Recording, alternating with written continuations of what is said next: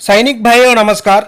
आज हम लोग सरकार ने अपना लिए क्या दिया, अपना लिए क्या मिलना था, क्या दिया है, इसका बारे में भी पूरा जानकारी इस वीडियो में ले लेंगे। आपको बता दें, सेना में 97% जवान हैं, 3% सेना के अधिकारी हैं।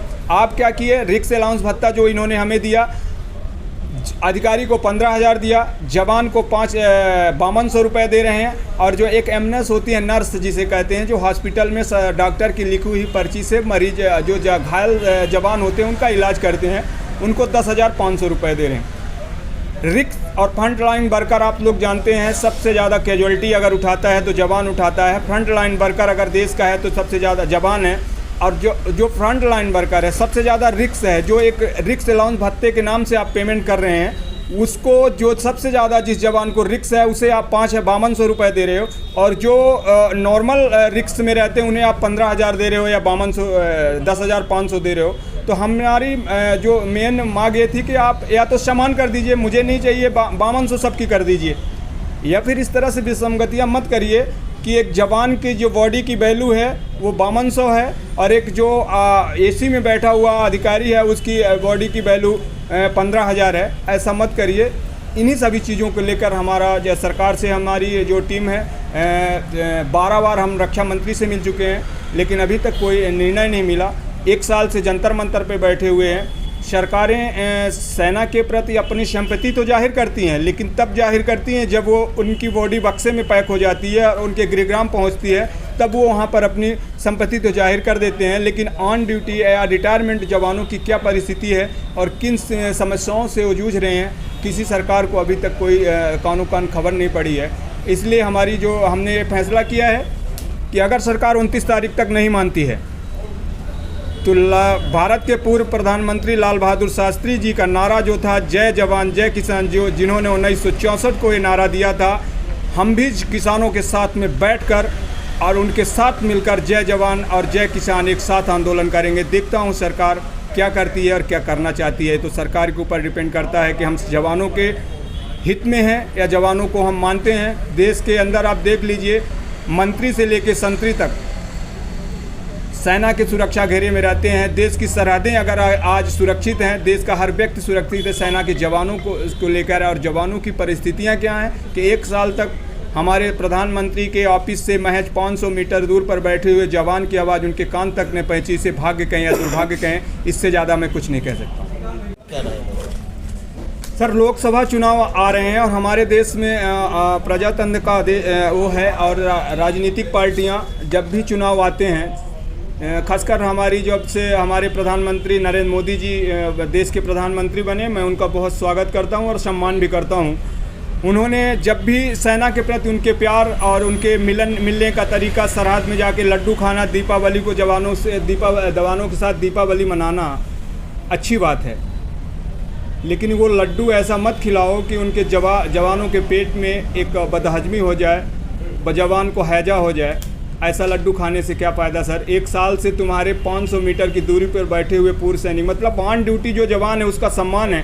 रिटायरमेंट के बाद में क्या हमारा सम्मान नहीं है? हमने अपनी जवानी 18 साल की उम्र से लेके और 50 साल तक मैंने सेना में अपने आप को कुर्बान कर दिया। और जब हमें मूलभूत ज़रूरतों से गुजरना पड़ रहा, हमारे बच्चे बड़े हो रहे हैं, हमारी लड़कियाँ शादी के लिए हो रही हैं, और हमारी जो मूलभूत समस्याएँ हैं उनको लेकर हम अप्रोच कर रहे हैं। आप अपनी तो पेमेंट बढ़ा लेते हैं, अपनी सुविधाएं तो बढ़ा लेते हैं। हमने छोटी सी बात कही है कि हमारी एक बेसिकली सैलरी जो सिस्टम है उसको बढ़ा दीजिए महंगाई को देखते हुए। जो कैटेगरी जवान है, जो युद्ध के दौरान घायल जवान है, और रणनीति हमारा जो फैसला है, हमारे दो फैसले किए गए हैं। एक तो भारत के रक्षा मंत्री और प्रधानमंत्री जिस भी स्टेट से चुनाव लड़ेंगे, हमारे प्रगट सिंह हैं जो इसके संरक्षक मंडल हैं, वो 95 वर्ष के हैं। जहाँ से भी ये लोग चुनाव लड़ेंगे, रक्षा मंत्री और प्रधानमंत्री, उनके खिलाफ हम चुनाव लड़ेंगे और लोगों को घर घर जाकर बताएंगे कि जिसको आप वोट कर रहे हैं ये वही शख्स है जो जवानों के, आपके बेटे और आपके बच्चे, आपके पति और आपके भाई का कितना सम्मान ये कर रहे हैं। आप लोग देखिए, हम तो पहले से ही इनसे निवेदन कर रहे हैं 1 साल से कि हमारी बात आप मान लीजिए सर। हम कोई नाजायज़ नहीं है, कोई देशद्रोही नहीं है। हम तो अगर मान लेते हैं तो हमको कोई आपत्ति नहीं है। हम अपने पर्सनल के लिए थोड़ी नहीं कह रहे हैं कि हमारे घर में आके आप काम करिए। हम ये कह रहे हैं कि पूरे हिंदुस्तान की जो सेना है, जिसके सुरक्षा घेरे में हिंदुस्तान का एक छोटा सा बच्चा से लेके बुजुर्ग से लेके सब चीज़ उसके घेरे में है, और उसी को आप इस तरह से नज़रअंदाज करना अच्छी बात नहीं है। अग्निवीर योजना को लेकर भी आपने एक प्रश्न चिन्ह खड़ा कर दिया 1 करोड़ रुपए लेके, तो क्या इसमें क्या है, थोड़ी रोशनी डालिए।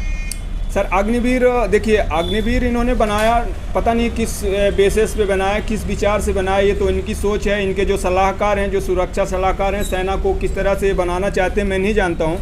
लेकिन आपको एक चीज़ ही छोटा सा बताता हूँ कि जो जवान 2 साल ट्रेनिंग करके और 10 साल सर्विस कर लेता है, तब भी वो सेना के परफेक्ट ट्रेनिंग के दायरे में नहीं आता है। और 6 महीने की ट्रेनिंग देकर क्या आप पैदा कर रहे हैं? अग्निवीर को कैसे आप दिखाएंगे? जब वो अग्निवीर रिटायरमेंट होके आएंगे तो उनको जो पूर्व सैनिक अभी वर्तमान में हैं उनको आप रोज़गार नहीं दे पा रहे हैं। तो जब वो 22 साल या 24 साल का जवान रिटायरमेंट आएगा, उसको कहाँ आप रोज़गार देंगे? एक छोटा सा एग्जाम्पल दिया ना कि आप MSP जो रिक्स अलाउंस भत्ता है, सबसे ज़्यादा रिक्स किसका है, सबसे ज़्यादा कैजुअलिटी किसकी है?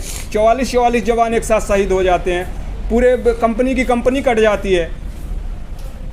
फ्रंट लाइन वर्कर कौन है? जवान है। तो जब तुम जवान के प्रति तुम्हारा स्नेह नहीं है, तो हम भी तुम्हारे प्रति स्नेह नहीं रखेंगे। पूर्व सैनिक जो हैं उन्होंने डिसाइड किया 2 आदमी जहाँ से भी चुनाव लगेंगे, भारत के रक्षा मंत्री और भारत के प्रधानमंत्री, उनके खिलाफ हम खड़े होंगे। बताया कि सैनिक भाइयों, ये वीडियो भी जरूर देखना, आप लोग को बहुत जानकारी होगा। सांसद को 1 साल में 34 एयर टिकट्स फ्री मिलते हैं, वहीं एक सैनिक को ड्यूटी में जाने तक का किराया अपने जेब से भरना पड़ता है। एक सांसद को फर्नीचर के लिए 1 लाख रुपए मिलते हैं, वहीं एक सैनिक भी कुर्सी अपने जेब से पैसे देकर के खरीदता है। क्रिकेट बैट से क्रिकेट खेलकर देश का नाम रोशन करने वालों को करोड़ों रुपया मिलता है, वहीं जान से खेलकर देश के सरहदों को बचाने वाले को कुछ भी नहीं। जो अपना भाई बताया हुआ, इसी में कोई भी गलत नहीं है। जो सही, जो ऑन ग्राउंड में क्या चल रहे वही बताया। आप लोग भी और भी एक वीडियो देखो। अपने परिवार के साथ रहने वाले संसद को 1 साल में 1.5 लाख कॉल फ्री मिलती है, वहीं अपने परिवार से मीलों दूर रहने वाले फौजी को रिचार्ज भी पैसे दे करके कराना पड़ता है। एक सांसद जिसके पास पहले से ही दर्जनों फॉर्च्यूनर है, उसको 4 लाख तक का इंटरेस्ट फ्री कार लोन मिलता है, वहीं एक फौजी जिसको अपना घर बनाना होता है उसको इंटरेस्ट भी 12.5% का गवर्नमेंट